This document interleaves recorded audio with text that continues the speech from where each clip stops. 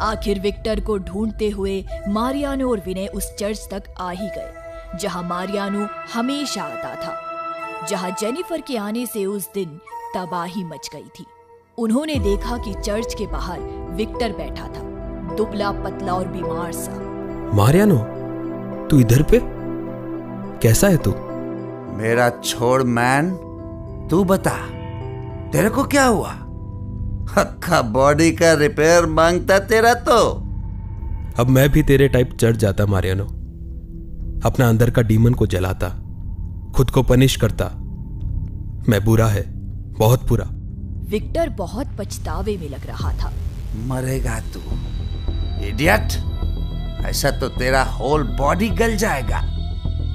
Church का vibes harmful होता, half demons का वास्ते।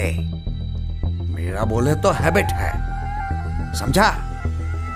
मगर मारियानो की बातें वो सुन ही नहीं रहा था। वो विनय को देख रहा था। सब मेरा मिस्टेक।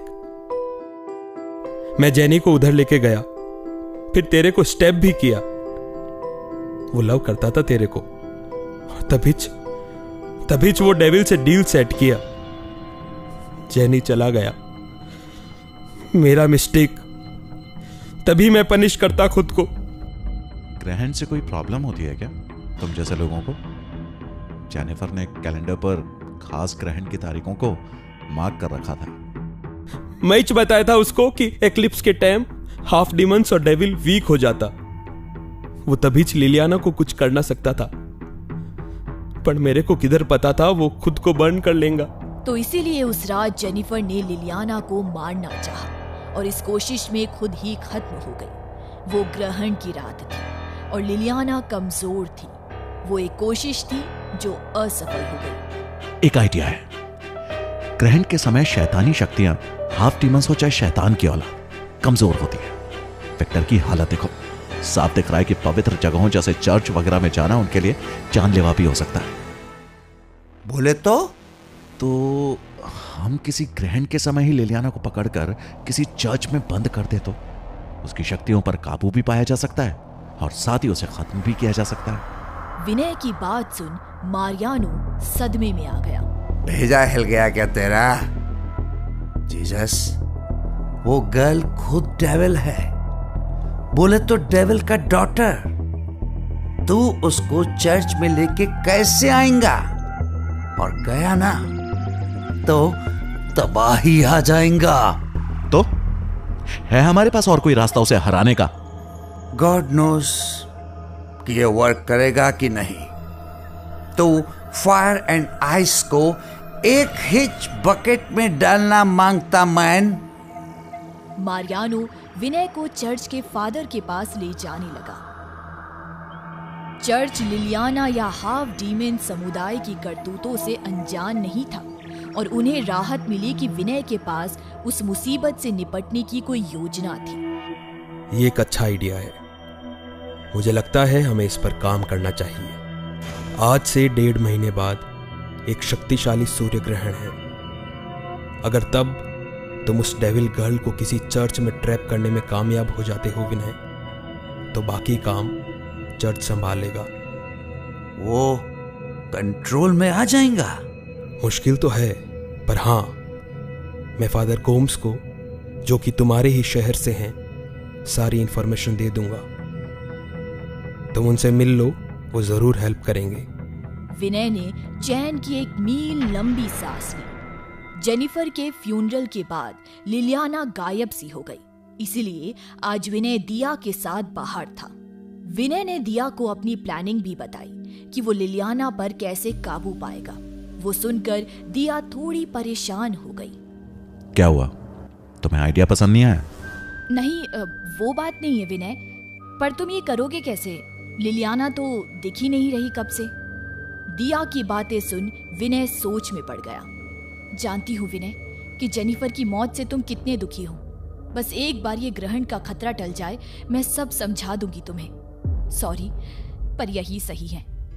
कुछ हफ्तों बाद विनय अपने ऑफिस में बैठा कुछ सोच रहा था।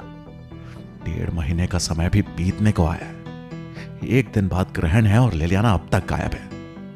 ये मौका निकल गया तो क्या करूंगा फिर? कहां गई लिलियाना? विनय बेटा। तभी दिया की माँ उससे मिलने आई, जो कि बड़ी अजीब बात थी, उनका थाने में आना। अरे माँ, आप यहाँ?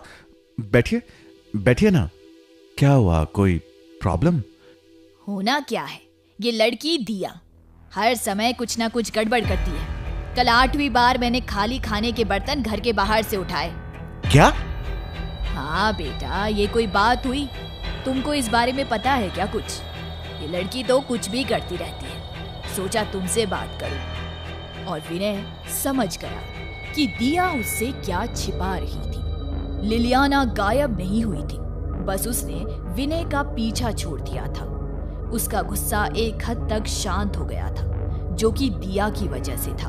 अब रोज रात को सबके सोने के बाद वो उससे मिलने आती और दिया उसे खाना खिलाती और वो खाकर वो शांति से चली जाती। उस दिन भी दिया ने लिलियाना को देखा और बाहर जाने को पलटी और वो सीधा विनय से टकरा गई। उस समय विनय के चेहरे पर जो भाव थे, उसे देख वो पूरी तरह डर गई। उसे महसूस हुआ कि यूं ही नहीं, कई बदमाश विनय के नाम से थर थर कांपते थे।